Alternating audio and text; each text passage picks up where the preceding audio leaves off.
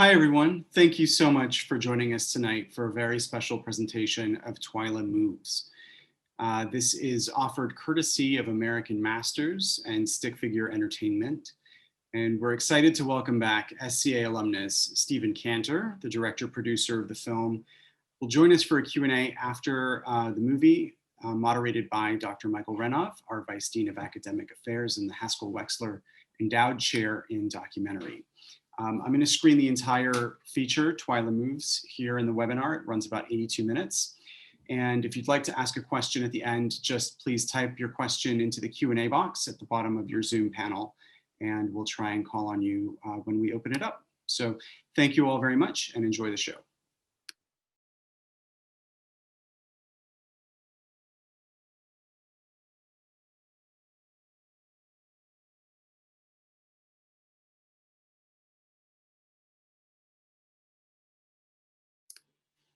Hi, everyone. Welcome back. Thank you for sticking around. Let's now welcome the director-producer of Twyla Moves, Steven Cantor, and Dr. Michael Renov, who will moderate the conversation tonight. If you have any questions, just please feel free to drop them in the Q&A box. And when we open it up, we'll be sure to call on you. So Michael, over to you. Thank you. Thank you, Alex. First of all, let me say to Steven, thanks for coming back. You come back with regularity. You're such a loyal and faithful alumnus of the School of Cinematic Arts, and this is a wonderful film. Thank you so much for sharing it. The last couple you've brought have been about dance in one way or another. And this is such a terrific piece that's so, feels like such a gift. And I want to start out by asking you how it feels to become one in a very long string of collaborators with Twyla Tharp. Oh, wow. It was an honor beyond belief to be around her and to work with her. And this is a film, I've known her for a while. My daughter is a dancer, and I've got deep ties in the dance community, and I've known Twyla for a long time. And we've talked about this for maybe 10 years, and she didn't think she was ready. And finally, right before the pandemic started, she told me she was ready, and I dropped everything, and she became my pandemic project. We were in each other's pods the whole time and spent a lot of time just talking to each other and getting to know each other, getting really comfortable with the filming process. And that's probably my favorite part of my job, is getting to be around people like that and just kind of soak up their knowledge and awareness of things. I'm glad you said knowledge, because one of the things that I think is so remarkable, people make biographical documentaries about people all the time. And very often there's a kind of gap between when they're talking in a kind of conversational way and when they're speaking the lines which are meant to be the narration, to hold everything together. But the feeling one has with her is that whenever she speaks with the same kind of purpose and kind of groundedness. And whether or not it feels, and she did that with Dick Cavett, she did that in some of the interview material that you incorporate, but she doesn't ever seem to be ever reading anyone else's lines. She always speaks exactly what she needs to say, her truth. So I wonder how you thought about this idea of her self-narrated career and life, because it doesn't really read as that. It really feels like she's talking to us throughout, and it feels so consistent. Could you talk a little bit about that? Sure, that is a good observation. Part of the answer has to do with the pandemic. First of all, we were very limited to who could come into her life, who she could be around, who, she's going on 80, and we had to play it a little safe, very safe in terms of her son was there and didn't really want her to be around anyone ever. And she really didn't get to leave her apartment very much, other than a walk around Central Park. So that was a serious limitation going in. And I'm not a big fan of sit-down interviews, so I didn't really want to go around interviewing everyone she's ever worked with and have it become one of those talking head type films. And then she also knows her work the best. And most of what she narrates is her archives, and the whole archival process was excruciating. Hard for me to figure out which pieces to include, and excruciating for her to pick. You know, it's like choosing your babies. She's got 200 of them, and we were very limited to the length of a film, really half the length of a film, because half the film is present day and half is archival. So she had to narrow her 200 babies to the 10 or so that really got attention in the film. And so I think she wanted to be the voice that talked through what the process was like. I have to say that I've watched the film a couple of times, and I started to think very much more the second time through about the fact that there are cameras present so frequently for the work as it's being narrated. Now, in the beginning, it's like family photographs from 1910, but the camera's presence is always important. And so it's almost as though your function as the one who's going to be the kind of the important collaborator who's going to bring it to the screen. She's always been about audiences, whether it was in the park, Central Park in 1969 or whenever it might have been. But so you're the person who's going to provide that platform. But it feels like whether it was up in her, the attic in upstate New York, or if it was in the park being documented, either in 16 millimeter or Super 8, whatever it might have been, and then video, there's always a camera, or maybe there isn't because there's 200 works. So a lot of times there wasn't one, but there's a lot of really interesting, but so different in terms of their tonalities. And I'm sure as an editor, and you're the editor with whom you worked, who deserves great praise, that's got to be a huge issue to try to put together such a multiplicity of different kinds of material. But it just strikes me that so much, she was always thinking, it feels like from early on, she was thinking about how this would look for the screen. Can you speak about that? Yeah, I think there's a tension for anyone who works in any kind of live performance. There's a tension of you're doing this work and then it's gone, which I don't have at all in my career. It's always preserved, although digital makes it a little weird. It's just kind of in the ether now. But and so I think they're always trying to figure out a way to film going way back, trying to figure out a way to capture it so audiences in the future would be able to see the work. And so she's been probably even more aware of that than others, and has always tried to have a camera around. There is a lot of work she did where there is really just like maybe one camera shot by someone, or maybe no footage. And so that's a definite source of frustration for her also. Well, because the genesis of her career almost coincides with the birth of video, because the first porta-packs are like mid to late 60s. She mentions when she goes up and has the baby that she takes this early system, that she takes it upstate and is using it to document herself.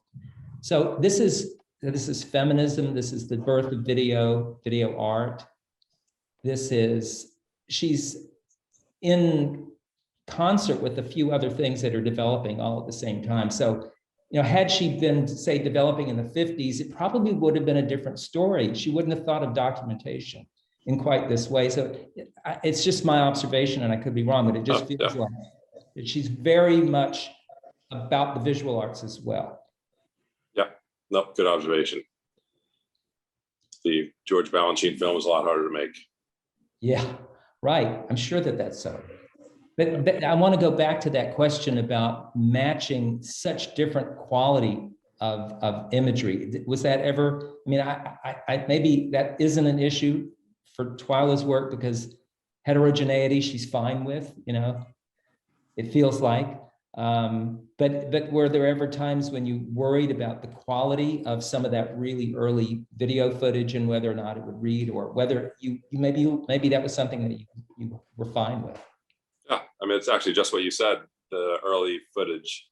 Whenever I give people links to the film, or I know they're going to watch it, I'm like, make sure you get through the first 15 minutes because there's some scratchy old stuff in there, and then it picks up video quality wise. See, for me, those are the most precious moments in a way. I agree. But There's things like Alan Capro's happenings and things that it's so wonderful that that material exists when they're out in Central Park with the people and the football players coming through the field and all of that. It's just dynamite that material exists. Yeah. But a lot of youngsters, they see that black and white grainy footage and they're on to their next YouTube channel. So. Well, how do you see, since this was made for PBS, American Masters, which already sounds, I don't want to bite the hand that is feeding us here, but first of all, the demographic for PBS is a certain thing. And then American Masters is also a certain thing within the PBS realm.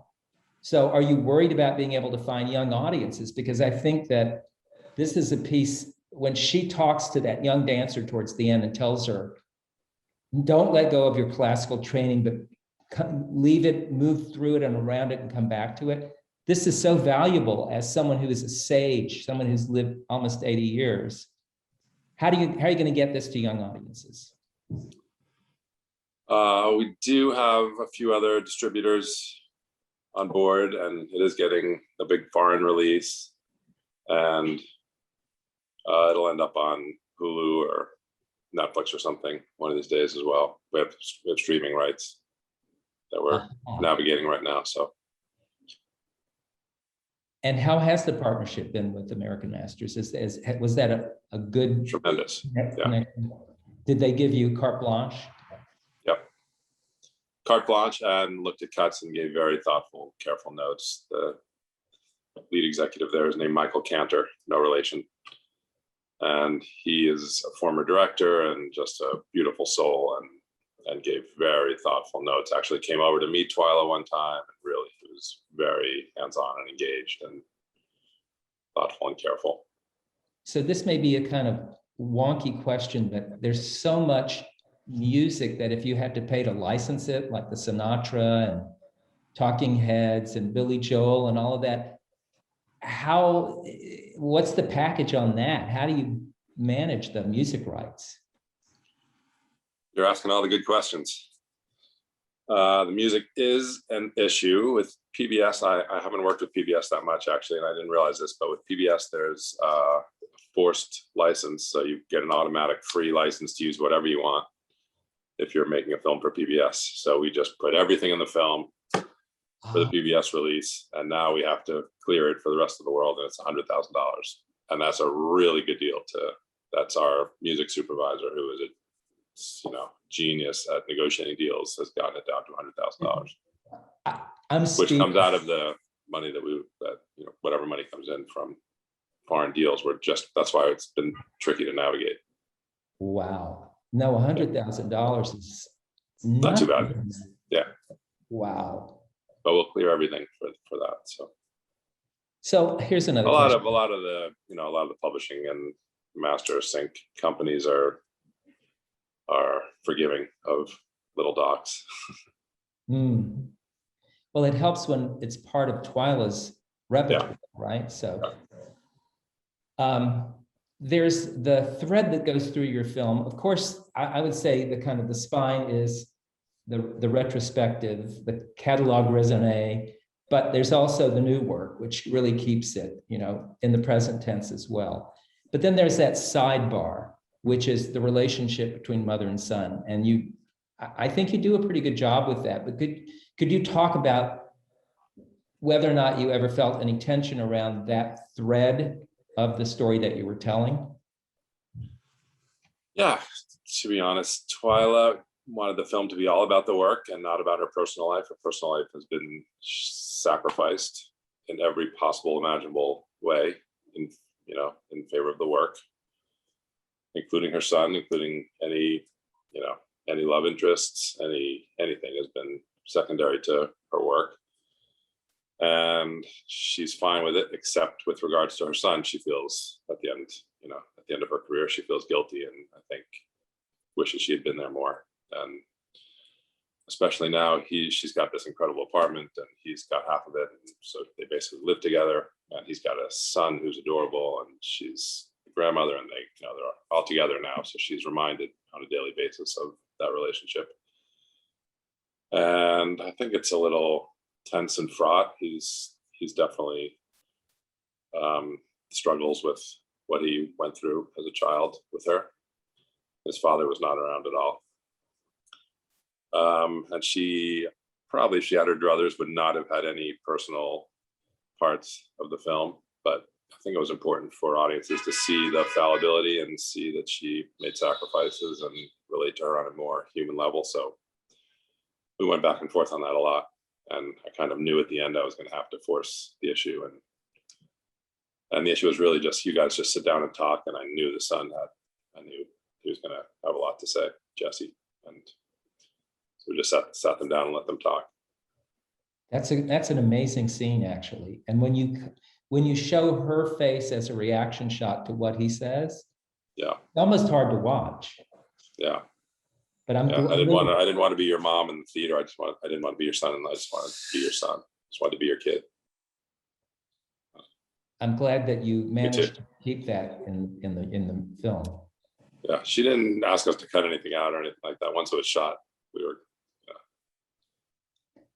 She's famous for being not always the easiest to work with, and yet you've had this experience with her, and it sounds like she really was respectful of what you need to do in order to make your work. Is that a fair thing to say? Yeah, I'd say it was really mutually respectful. I mean, I think I knew where her sensitive issues were and tried not to go there. And certainly not until the end when we really had the trust built up. And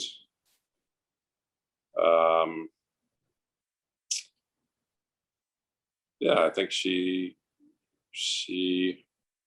looked at cuts of the film and felt like it was mostly about the work, and the work was coming through in a very beautiful lyrical way. She was early on proud of it and very focused on this present day work that she was doing over Zoom, which was incredibly complicated for all the reasons that are in the film.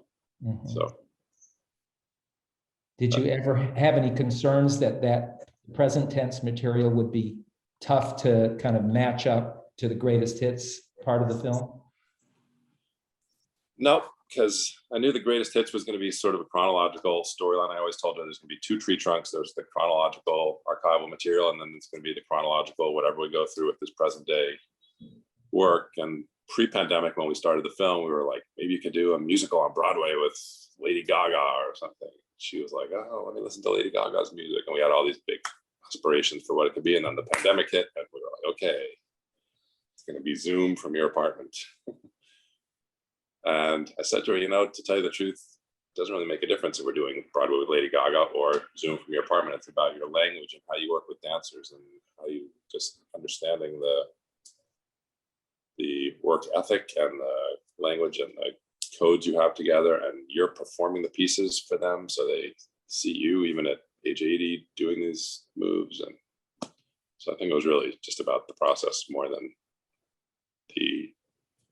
whatever the actual performance was going to be. How was she about allowing you to show her with that physical pain that she lives with, as all dancers do? She's pretty good. She does. I mean, she's 80 years old. She does things that I can dream of, and she works out crazy hard every day. She was pretty, I'd say, proud. But there's also the scene where she's icing her knee, you know what I'm saying? And you get the pain and all that. So I'm just saying, right? I mean, we did that workout scene that in the beginning of the film where she's working out. We shot that a few different times. So she worked out longer than usual and her knee was sore. She's pretty good. Gotta say, never seen anything like it for 80. Well, yeah, if a dancer is not going to remain in good shape, none of us have. Yeah, no, but you're right. I mean, a lot of dancers have hip replacements, knee and ankle, and they can't dance by the time they're 50. Sure. Yeah, she moves pretty well. Well, I guess those were sort of the things that I most wanted to make sure that we covered.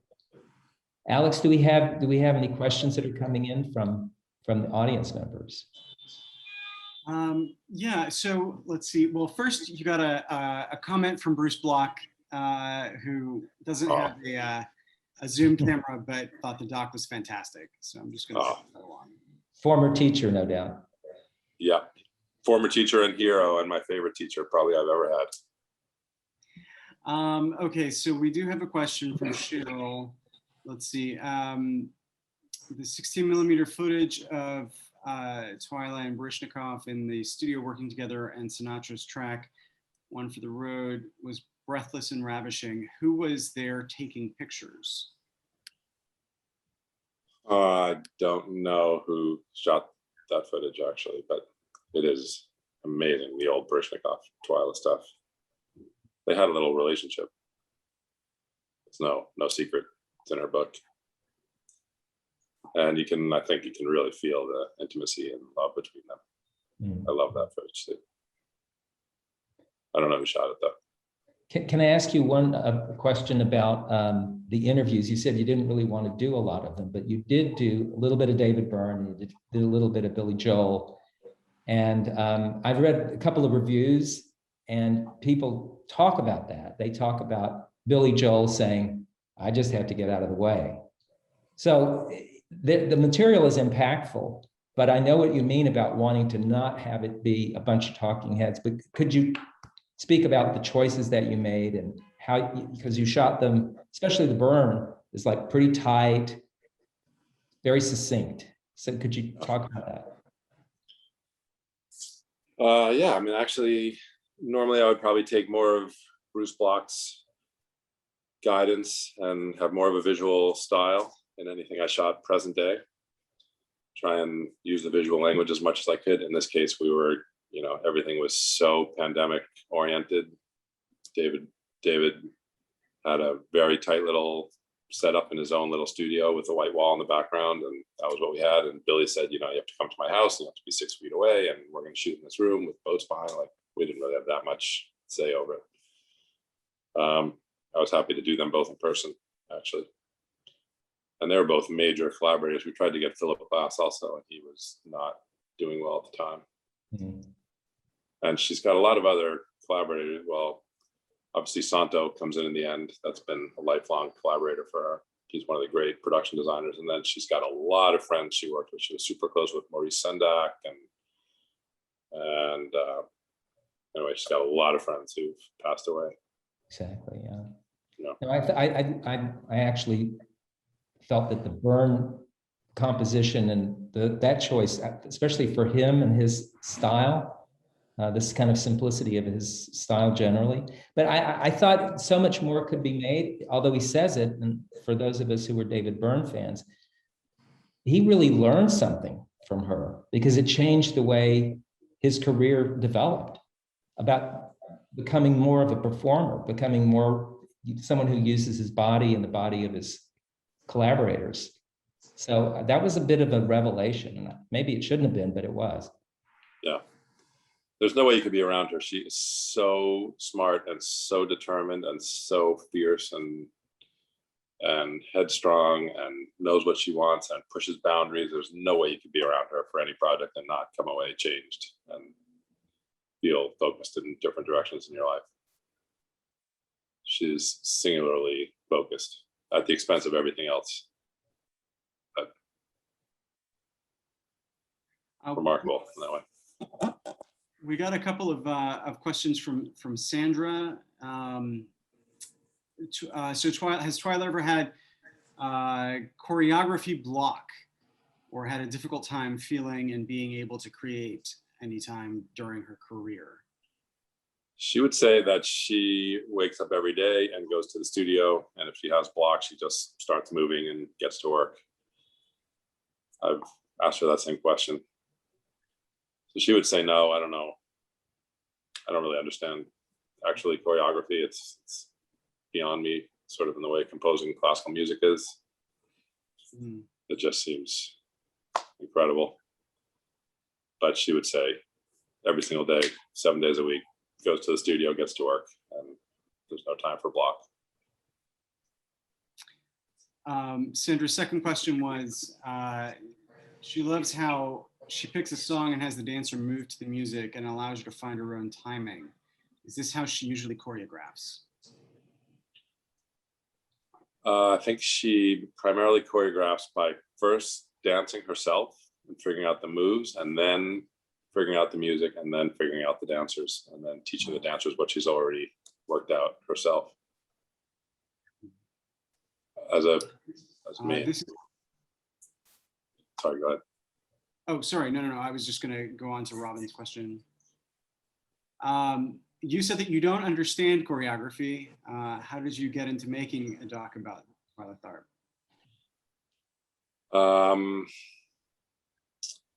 Well, I think not understanding the material is actually helpful for going in to make a film. If you know everything, you're not sure. I put in what I would want to know if I was a viewer. And I'm not sure I come out of it necessarily understanding choreography, but I understand the choreographer and what drives her and her relationships and the dancers that were important to her, and all that stuff. That tells a good story. I think choreography at the level that she's operating is some kind of incredible genius. When you see that montage of all her work together at the end, it's like overwhelming. It's crazy. Robin followed up with, what got you interested in Twyla? What interested you about her? I guess, how did she capture your attention? Well, it so happens I have a daughter who's a dancer, which is why I made the first ballet film, which was called Dancer, actually. My daughter was maybe 10 and at the School of American Ballet, and I thought this guy was like kind of sexy and had tattoos, and I thought like, so by the time this is done and she's 13 and this comes out, I'll be a really cool dad. And that happened, actually. Like, the film was playing right outside her ballet school. Walk outside and there's the marquee.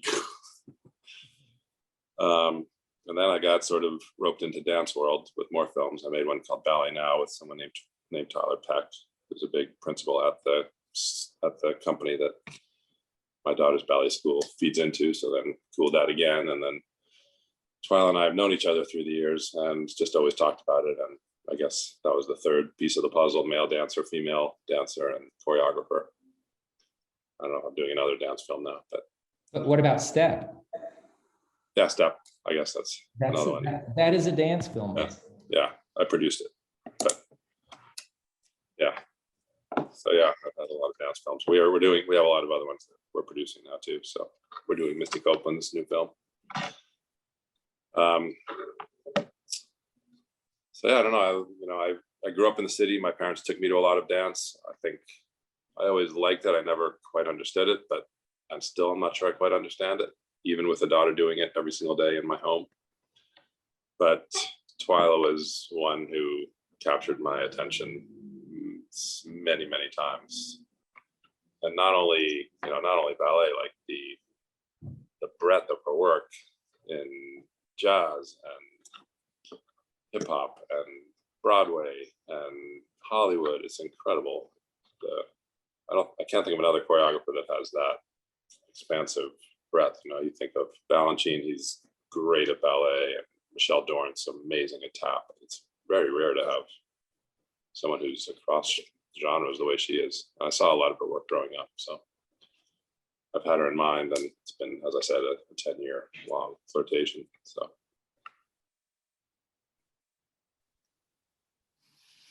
those are all of our audience questions.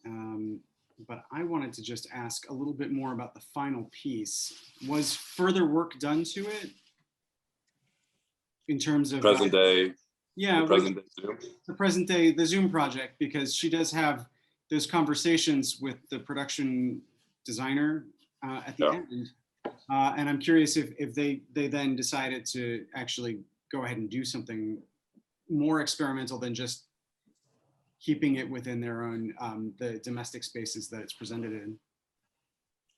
Yeah, I guess she was very insecure about it, feeling like there was technical glitches and Misty was out and Charlie was in and everyone was wearing different clothes and the lights were different and there was, time lapses from the international Zoom lags. And so she felt very insecure about it. And she thought maybe Santo could come over and bring it all together, like figure out a way, like, okay, everybody's going to be shot against a black background and we'll figure out a way to get through the lapses and the lags. And Santo watched it and just thought it was kind of a symbol of this time that we just all lived through. And that there was something really real and quaint and cool about it. And having his blessing gave her, I think, the confidence to live with it. And so she still hasn't released it, but I think she's figuring out the final few edits, but I think it's coming shortly. Surprising that she would feel after Paul Taylor and Bob Joffrey and Baryshnikov and all these other points along her journey, that she would feel the need for reassurance. It doesn't show up much otherwise in the course of the film. I'm sure that never goes away. Yeah. Any director is going to want audiences to like the film, and any creative person wants their, first of all, your most recent work is your favorite and the most important, and for a brief period of time when it first comes out, it's, that's your number one baby until it joins the rest of the brood a few weeks later. So this was her number one project, and she was very close and passionate about it and worked. I mean, this was hours and hours a day for the entire pandemic on that one little Zoom piece. That was her thing, our documentary and the Zoom piece.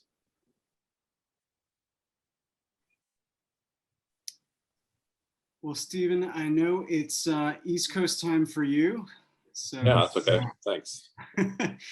So we can probably say goodnight and thank you. And thank you for bringing us 2 films within the span of the past week. Yeah. It's really a pleasure, and I hope to have you back on campus as soon as we can. Looking forward to it. Thank you so much for being back with us. Appreciate it. Thanks, guys. Okay. Thanks, Mike. Good night. Okay, bye, guys.